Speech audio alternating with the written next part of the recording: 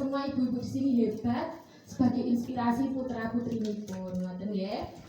Untuk selanjutnya di sini tentang ilmu parenting. Nah, di sini sebagai tanggung jawab kita bisa mengambil contoh. Kita memilih sebagai ibu atau sebagai orang tua.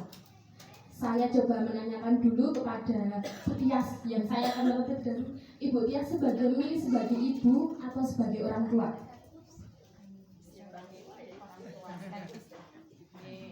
Memilih sebagai ibu dan orang tua. Saya coba tanya sama timur saya, Ibu nanti di sini cerita Ibu.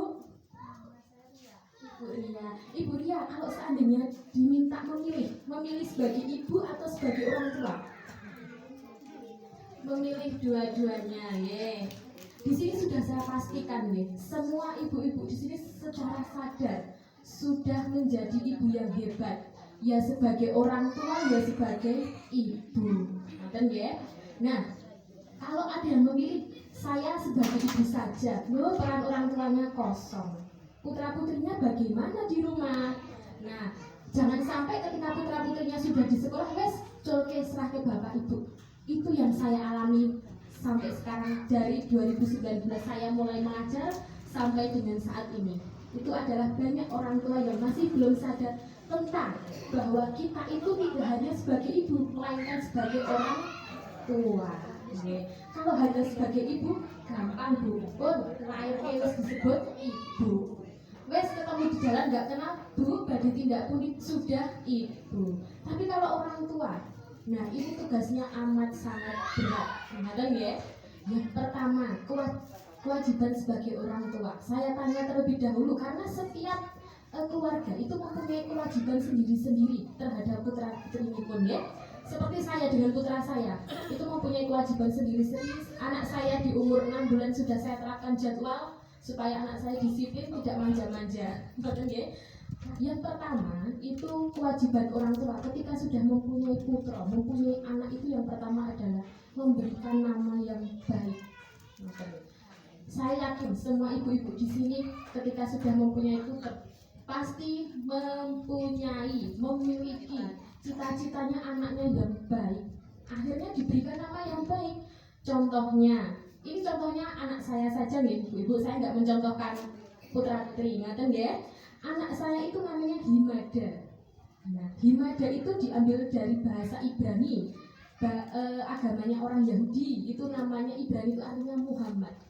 Nah, cita-cita saya itu terhadap anak saya itu supaya anak saya itu kelak mempunyai sifat terpuji seperti Nabi Muhammad. Seperti itu. Jadi memang dalam mindset saya, pikiran saya itu bahwa anak saya harus menjadi anak yang soleh, anak yang baik seperti itu. Sama seperti ibu-ibu yang lain. Bu Tia, coba saya tanya, namanya Abizar itu cita-citanya apa Mbak? Ibu, kok bisa dikasih nama Abizar? Itu prajurit dari langit yang sangat kaya, ya. Artinya Abizar itu seperti itu. Berarti Abizar, berarti cita-citanya sama ya Mbak, pengen sugih. Sami.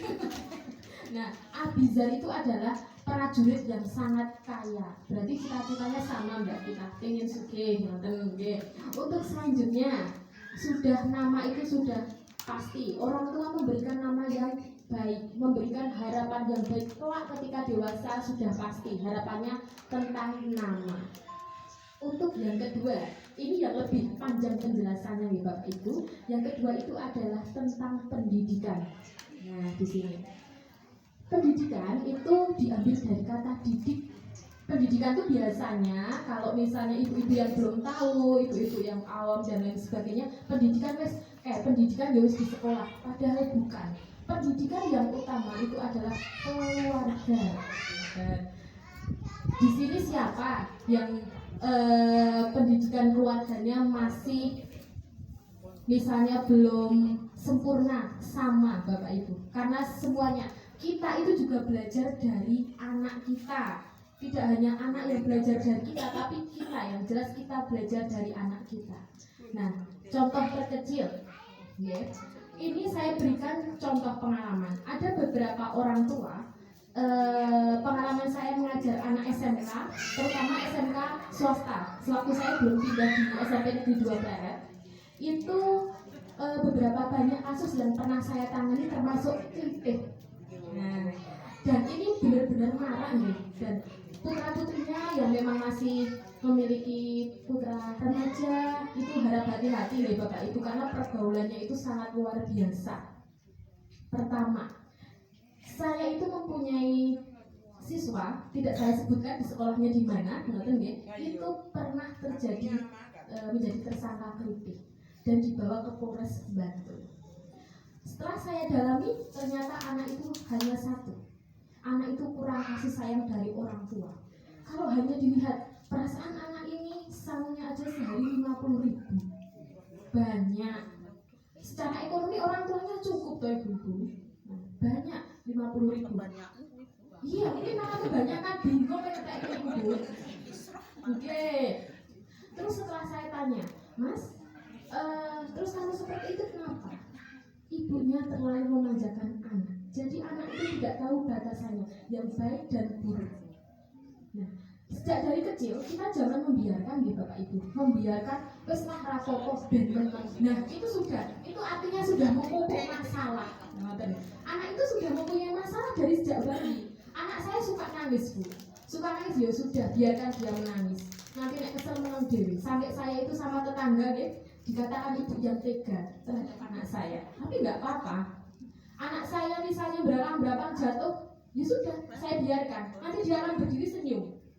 Setelah itu dia akan belajar, oh ternyata saya turun dari tangga ini harus hati-hati. Kalau dia nggak bisa, dia stop, nunggu pertolongan datang. Nah, itu yang namanya belajar. Jadi masalah setiap anak itu sesuai dengan umurnya. Nah, saya lanjutkan lagi nih Ibu. Setelah saya tanya, anaknya itu ibunya selalu memanjakan anaknya. Contoh kecil, setiap pagi makan itu harus sudah disiapkan di kamar. Itu udah paling riskan. Anaknya sudah umur berapa? 2 SMK. Nek 2 SMK disiapin apa itu lagi lempok lah Bu. Nah, karena apa? Akhirnya anak ini kalau aku nggak disiapkan, aku nggak makan. Nah, akhirnya itu menjadi kekhawatiran orang tua. Waduh, nanti nggak makan sekolah anakku nggak konsen. Itu pasti. Tapi nggak apa-apa, harusnya memang. Nah, itu yang pertama. Yang kedua adalah tidak memberikan anak bebas pendapat. Nah, terkadang kan kita sebagai orang itu menginginkan ya, kita nggak memungkiri ibu-ibu menginginkan anaknya pintar, soleh dan lain sebagainya, ekspektasinya terlalu tinggi. Gak apa-apa loh, itu cita-cita kita sebagai orang tua. Tapi yang harus diingat adalah kita harus gretek terhadap anak kita. Gak mau tuh nek gretek itu digretehi tanggalin, ayo kita sakit hati tuh gitu ya. Jadinya makanya yang kita harus gretek. Wong misalnya anak kita dicacat sama tanggane, wes anaknya kayak kok kayak gini ya, kita sakit hati. Tapi kita nggak bisa berbuat banyak. Gitu. Kalau kita nggak gretek, digretehi tanggane orang terima. Nah, dan itu sering terjadi saya amati ketika saya masih di Godean juga sama, termasuk juga murid saya seperti itu. Dan akhirnya tertangkap kritik, dia sudah minum, sudah bawa senjata tajam, sudah bawa di Polres Bantul. Akhirnya saya ke Polres Bantul. Saya tanya dengan bapak kepolisinya, Pak, apakah putra saya sudah memakan korban? Belum Bu, ini sudah membawa senjata, karena senjata sudah terkena pasal. Dan jangan salah ibu-ibu, anak itu ternyata sudah mengetahui pasalnya berapa, hukumannya berapa, itu lebih tahu dibandingkan saya. Karena apa? Setiap hari mereka bergaulnya dengan anak yang keluar masuk penjara. Akhirnya dia lebih pintar, merasa bahwa nanti harus dibebaskan, nanti juga cuma dibawa ke rehabilitas saja. Mereka sudah tahu, bukannya apa-apa, malah nyari teman. Dan yang lebih saya miris lagi, di Polres Bantul itu banyak, itu tersangka kasus tidak hanya 10, dan itu semua orang tua. Bahkan ada orang tua yang masih tidurkan anaknya di sini, masih dilele. Nah, saya juga jengkel waktu itu. Nah, setelah itu saya memberikan kesempatan. Sebenarnya saya bisa mengeluarkan, karena waktu itu saya sebagai kesiswaan yang berhak mengeluarkan siswa gitu. Terus saya coba, Mas, ini saya berikan kesempatan, apalagi kamu sekolah swasta. Kalau sekolah swasta dikeluarkan, mau sekolah di mana? Kan sudah tidak ada ya Bu. Terus saya berikan kesempatan, dan sekali lagi sudah tidak ada. Itu sekolah itu tidak mengetahui, karena yang ngurus saya. Tapi sebelum saya mempunyai putra saya, Bu, saya bebas kemana-mana, ya. Setelah kesempatan hanya berubah 2 bulan. Tertangkap lagi ya Bu nggih. Orang tuanya tetap nyaman, bahkan ke rumah saya bawain gula teh seperti itu Bu, supaya anak tidak dikeluarkan. Itu nyata Bu. Setelah itu saya berikan kesempatan supaya anak berubah, karena saya pikir siapa tahu anak ini setelah dengan saya dekatin berubah, karena masa depan saya tinggal 1 tahun sebelum saya dipindah dinas di Pleret seperti itu. Saya tuntaskan dulu pekerjaan saya. Setelah itu kok tertangkap lagi, dan akhirnya kemarin terakhir sebelum saya dari dinas Bantul dipindah, saya tidak naikkan kelas. Itu sebagai bentuk pengalaman dia.